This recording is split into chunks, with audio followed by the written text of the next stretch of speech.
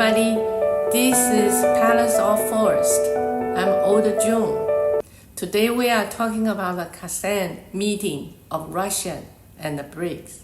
The 16th Brics summit just ended from October 22nd to 24, with 32 countries participating, including heads of states or senior representatives from 24 of them.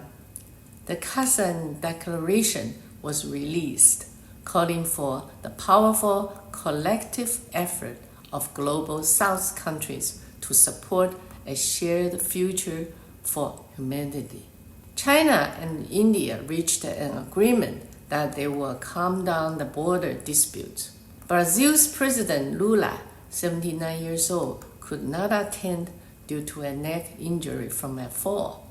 Saudi Arabia's Crown Prince was also absent, as U.S. Secretary of State Antony Blinken visited Saudi Arabia at the same time, making it difficult for him to leave. It's important to remember that Crown Prince isn't the king yet.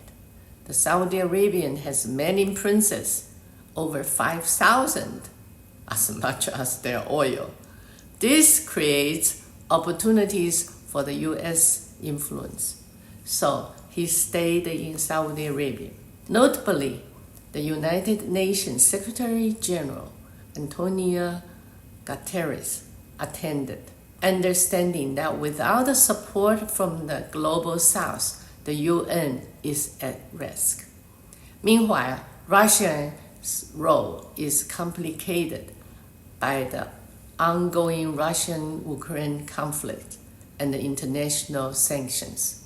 Turkey's Prime Minister Erdogan also attended, despite Turkey's NATO membership, which raised some interest. Brics vs G7. Brics was created as an alternative to the G7. Brics nations makes up 45% of the world population, while G7 nations only account for about 10%.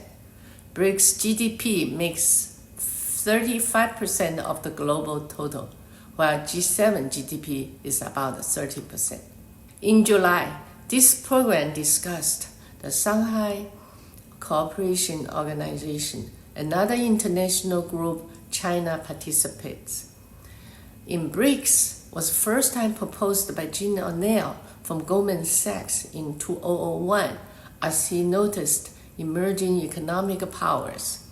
BRIC was formed in 2009 and later included South Africa, becoming BRICS, B-R-I-C-S. Last year, BRICS expanded to include Egypt, Ethiopia, Iran, Saudi Arabia, and the UAE. Now, making BRICS is 10 countries. This year, over 40 countries applied to join BRICS, but this summit focused on developing a BRICS local currency payment system. As the host, Russia emphasized efforts to reduce dependency on the US dollar, as highlighted in the Kazan Declaration. Moving away from the dollar is challenging, though. The Russian ruble and the India's rupee lacks global reach, and the Chinese yen still have limited use. China mainly exports and has few imports, making it hard for other countries to trade in Chinese yen. Local currency exchange works when there is a balance of buying and selling. Russia can trade energy and food with China in exchange for goods like electric vehicles, but India, mainly an importer, has fewer resources to trade and its currency lacks credibility, so local currency exchange faces many obstacles. In 1896, the US economy surpassed the UK, and after World War I, the US started to replace Britain as a global economic leader.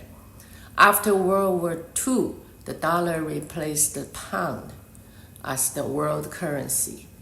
In 1973, the dollar was decoupled from gold, becoming a currency backed by U.S. national strength.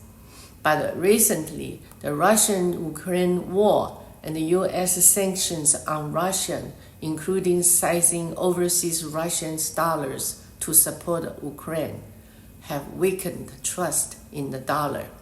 Oil-rich countries are now seeking alternatives to the dollar. This may have been a misstep for the U.S., which was benefiting from the global oil-dollar transactions. Since 2013, China's GDP has been the world's second largest. If China continues to grow and strengthen trade freedom and private business, it could become the large economy by 2035. Chinese people are hardworking, and U.S.'s pressure has only boosted national cohesion. However, China's real estate crisis is a big challenge, revealing problems in government policies that allowed it to grow. This crisis deserves deep reflections of future improvements. I stop here. I hope you like it. See you next time.